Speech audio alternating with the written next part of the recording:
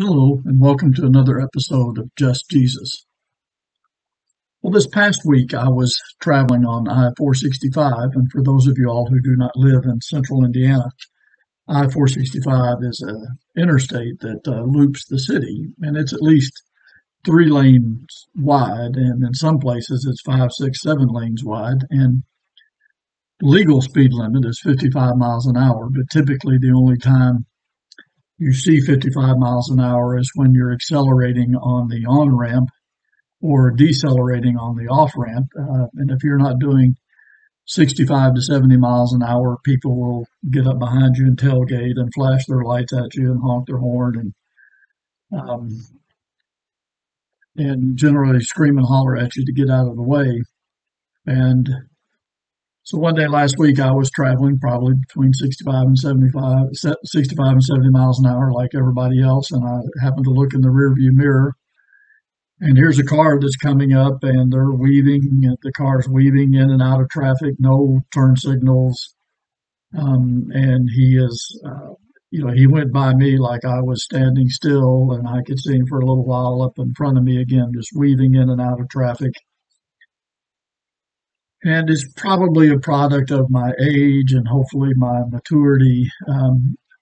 But one of the things, several thoughts went through my mind, not many of them very nice.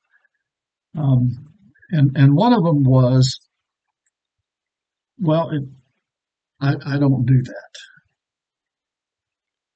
And when I said that, I was reminded of a story that Jesus tells. It's a parable, actually, recorded in the Gospel of Luke in chapter 18, where Jesus tells this parable to some people who trusted in themselves that they were righteous and treated others with contempt. And the parable goes like this. 2 men went up into the temple to pray, one a Pharisee and the other a tax collector. The Pharisee, standing by himself, prayed, God, I thank you that I am not like other men, extortioners, unjust, adulterers, or even like this tax collector. I fast twice a week. I give tithes of all that I get. But the tax collector, standing far off, would not even lift up his eyes to heaven, but beat his breast, saying, God, be merciful to me, a sinner.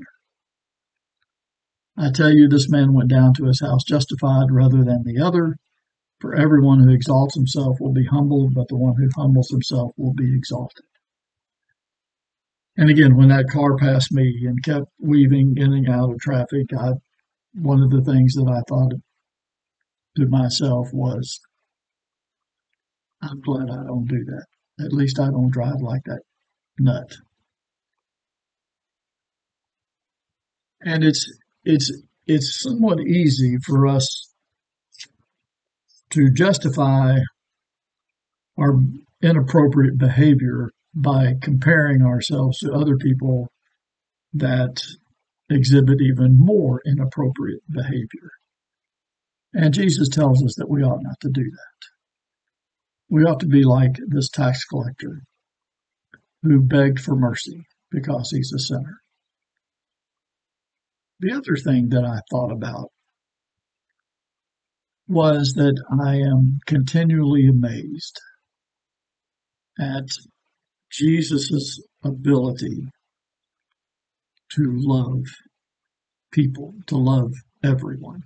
It wasn't that I wished the driver of the car, and I don't know if it was a man or a woman, it wasn't that I wished them, I wasn't hoping that they kill themselves, that they'd crash and kill themselves or even get hurt. But I kind of thought, a flat tire may not be too bad. A little karma here might not be a bad thing. And yet, Jesus loved people.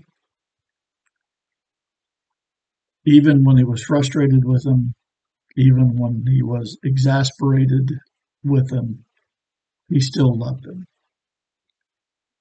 And I am continually amazed and grateful that he continues to love me. Even though I'm one of his children, I'm sure I cause him to be frustrated and exasperated because I certainly don't live like one of his children as much as I need to. And so I was reminded, don't think of myself any better than other people because I'm just a sinner, saved by the grace of God. And to be continually amazed at the ability of God and Jesus and the Spirit to love us when we're not lovable. Well, I hope you think about that, and I hope you have a great day.